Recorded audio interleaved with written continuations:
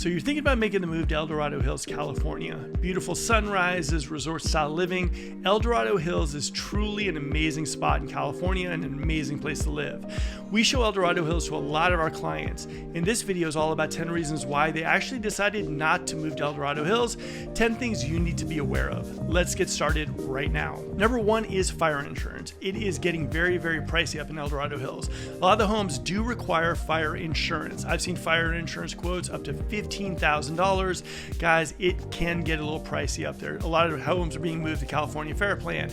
Now, if you guys are moving to El Dorado Hills and you're thinking about it, make sure you're working with a great homeowner's insurance person. We have a great one our team works with.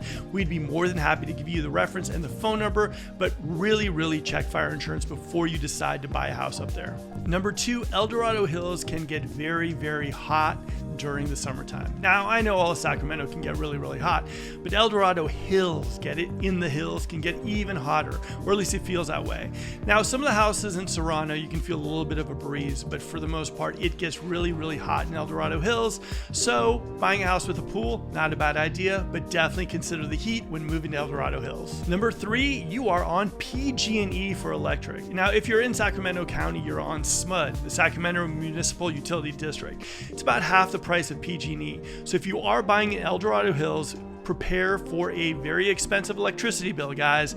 I would definitely recommend solar, but understand you're going to deal with PG&E, the rolling blackouts, and an expensive bill every single month. So that's definitely something to consider. Number four is wildlife. If you're coming from San Francisco or the Bay Area and you live in a nice urban environment, guys, you're moving to El Dorado Hills and there is wildlife. There are rattlesnake sightings, there are owls, there are deer, there are birds. I mean, guys, you're in the middle of some of the most picturesque atmosphere in all of Northern California, so just get ready for some wildlife.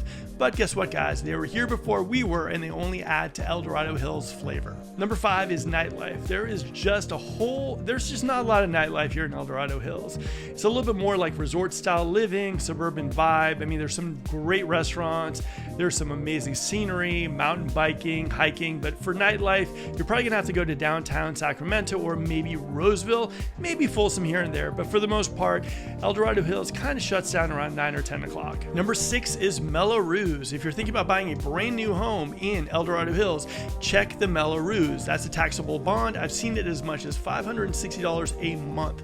Some of the other communities like Serrano and Blackstone definitely have MELLO-ROOS as well too. It's definitely something to keep in mind when you're calculating it out. Your mortgage payment is something you need to be aware of. Number seven, El Dorado Hills can be a little far away for some people. If you're thinking about maybe working in downtown Sacramento, or maybe like a Roseville, or even if you got to commute one day a week to the Bay Area, El Dorado Hills can be a little far away. Not to mention a lot of the homes, a lot of the communities are on windy roads and up in the hills, and the drive to the 50 can even be as much as 15 to 20 minutes. So a lot of people don't like that. They'd rather live somewhere like Folsom that has a little bit quicker access to the 50. Number eight, El Dorado Hills has definitely gotten pricey.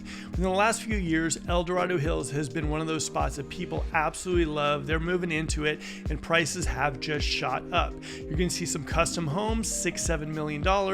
Guys, El Dorado Hills is definitely one of the more expensive spots in the Sacramento metro. So if you're thinking about moving to El Dorado, understand it is going to be a little more pricey than the greater Sacramento area. Like the hills in El Dorado are just fabulous. The sunrises, sunsets. I really love driving those hills. I mean, it's really an amazing spot. But if you're someone who maybe doesn't like heights, someone who's maybe versed to getting vertigo, guys, test drive the communities, test drive the area. It is very hilly. There's a lot of windy roads.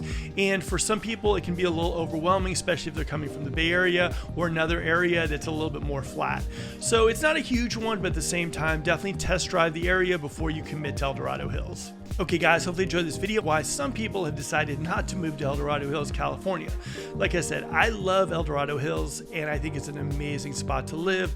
But like I said, you need to know everything before you make a decision on where you're deciding to move. My name is Mark McDonough. I run one of the top relocation teams in the Sacramento area, and we'd love to work with you if you're thinking about moving to El Dorado or anywhere in the greater Sacramento area. Now, we created two things just for you. One is a relocation guide. This will save you hours and hours of time if you're thinking about relocating to the greater Sacramento area, it is a must download, downloadable right there. Number 2 is a first-time home buyer guide. Guys, we are getting so many first-time home buyers who are confused. They want to know how to get the keys to their new home. So we created a first-time home buyer guide, downloadable also down below. My name is Mark McDonough. Again, if there's anything we can do for you, please reach out. Until next time, guys, like, subscribe, and all that fun stuff. See ya.